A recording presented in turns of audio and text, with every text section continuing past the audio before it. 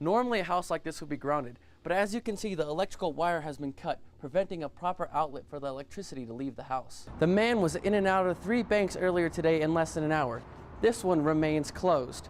Late in the day, the FBI sent us 4 posters with the man's picture and are confident they can catch him with the help of the public.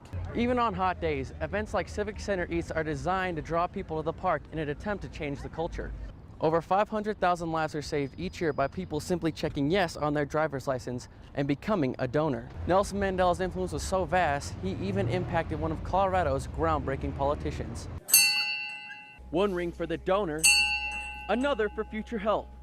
Nearly 2 years after a liver transplant, Scott Pinckney got his chance to ring Betty's bell in celebration. The bell is a sign of victory at the University Transplant Center. It also made me remember that not everybody's as fortunate as I am. Pinckney was fortunate to be in the hands of Dr. Egal Kalm. As head of the University Transplant Unit, Dr. Kalm has performed thousands of transplants, but still sees a vital need. You know, as skillful as we are, without having donors, we can sit and do nothing. Scott Pinckney was just one of the over 115,000 on transplant waiting lists. They need organs, and I hope in the future we'll see more and more people willing to donate. Over 500,000 lives are saved each year by people simply checking yes on their driver's license and becoming a donor. I never knew the person who's the reason why I'm here today. And you know, if it wasn't for them registering as a donor, I wouldn't be here. Pinckney is walking in the donor dash to honor those who have donated and to show it can be done. The 5K walk is just another step in living a normal life. In Aurora, Josh Christensen, CBS 4 News. People are flocking to Civic Center Park to take in the festivities, music, food, and sunshine. I think it's great. Although the park is bustling now, some don't think it's great all the time. I think right now it's great. I think at times it's probably not the safest or best place to be, and so I think that probably keeps some people away.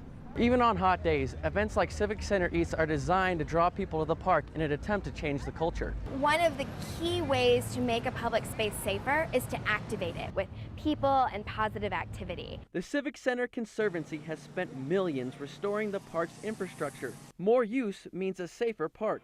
Another way the Conservancy is getting more people to the park is the Independence Eve celebration on July 3rd. 100,000 people come down to Civic Center to enjoy the sounds of the Colorado Symphony, a spectacular light show, and fireworks finale. The show and fireworks has quickly become a downtown tradition. It really attracts a diverse, multi-generational crowd into Civic Center to experience the park's beauty. The Conservancy says Independence Eve is just another step in the process of changing people's experience and perceptions of the park. In Denver, Josh Christensen, CBS 4 News. You're watching CBS 4 News in high definition. Sex trafficking among children remains one of the most prevalent, violent, and unconscionable crimes in this country. Law enforcement put handcuffs on hundreds of suspected child predators. This is one of the biggest busts in FBI history. Good evening. I'm Josh Christensen. We begin tonight with Operation Cross Country. Law enforcement busted a child prostitution ring that spanned several states. The FBI says they have made 150 arrests. The bust played out in 76 cities across the country. Police say they were able to rescue 105 children who were forced into prostitution. 9 of those victims were right here in Colorado. CBS 4's Jennifer Bryce talked to one of those victims and explains how the bust played out. This is an inside look at Operation Cross Country. The FBI and police in 76 cities, including Denver. The FBI says that 6 people were arrested in Denver. Most of the victims were children between the ages of 13 and 16. The youngest victim was only 9 years old. Happening now, several members of the same family were arrested for road rage. It happened in Fort Collins at the intersection of Elizabeth and Taft Hill. Police say that Stephen Boxford and 4 members of the Harness family face charges including harassment, false imprisonment, and reckless endangerment.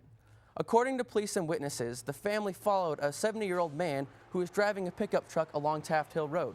Police say they then forced him to stop in this King Soopers parking lot. When the family approached on foot, the elderly man pulled a knife. The Harness family told police that they thought the man was drunk. They say they were just trying to help. And I explained to him it wasn't road rage. We was concerned for his well-being, whether he was drunk or if he's sick, if he's going to hurt somebody. I mean, because he swerved at my car. The pickup driver is not facing any charges. The demand for gun permits is up in Colorado. The number of people getting concealed weapons permits has increased nearly 90% from a year ago. Law enforcement processed 32,000 background checks for concealed permits between January and June of this year. That's up from 17,000 requests in the same period last year. The demand is so high that Arapahoe County Sheriff said that he had to add more staff to keep up with applications. The funeral for a 15-year-old jogger who was hit by a car last week was held today. Family and friends gathered to remember the life of Jared Julian. Julian was in town for the summer visiting his father and stepmother. He had gone for a jog when he was hit and killed. The driver of the car reportedly drove away. Those who knew Julian say he was a special kid. Jerry was really focused on doing a good job. He's very polite. He's very motivated. He just had a lot of energy and was very willing to help those less fortunate and just very helpful. He worked really hard. Julian was hit in Lakewood at the intersection of South Kipling and West Asbury Avenue. Police believe 2 cars may have been street racing at the time. They're still looking for a suspect.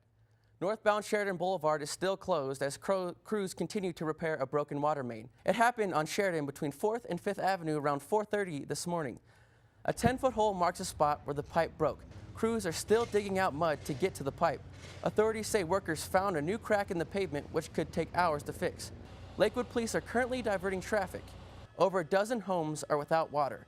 The pipe that burst was installed way back in 1952. A scary moment for workers at the Clear Channel facilities in Denver.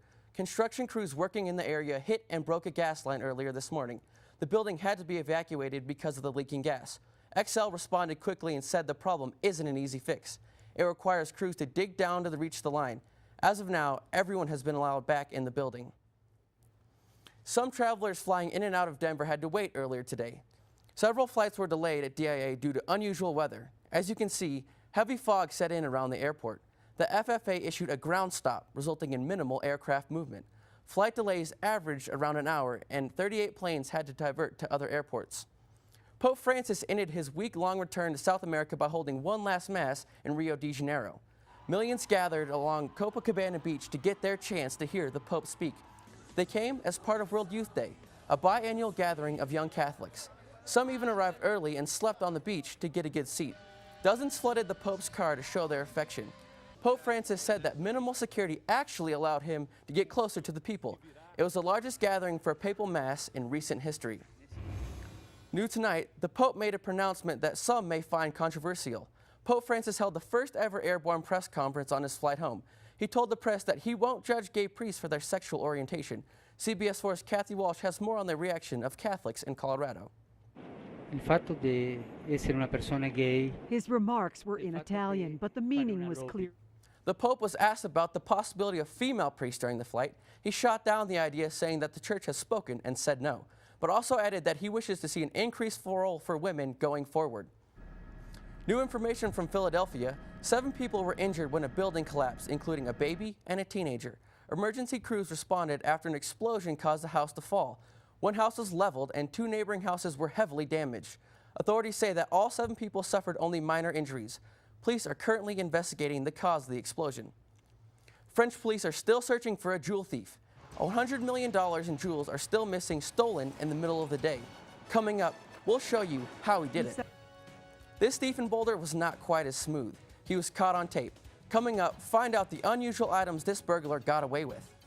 And every traveler worries about getting their luggage searched, but this suitcase was carrying contraband. Coming up, find out who the bag belongs to and why this is an uncommon bust.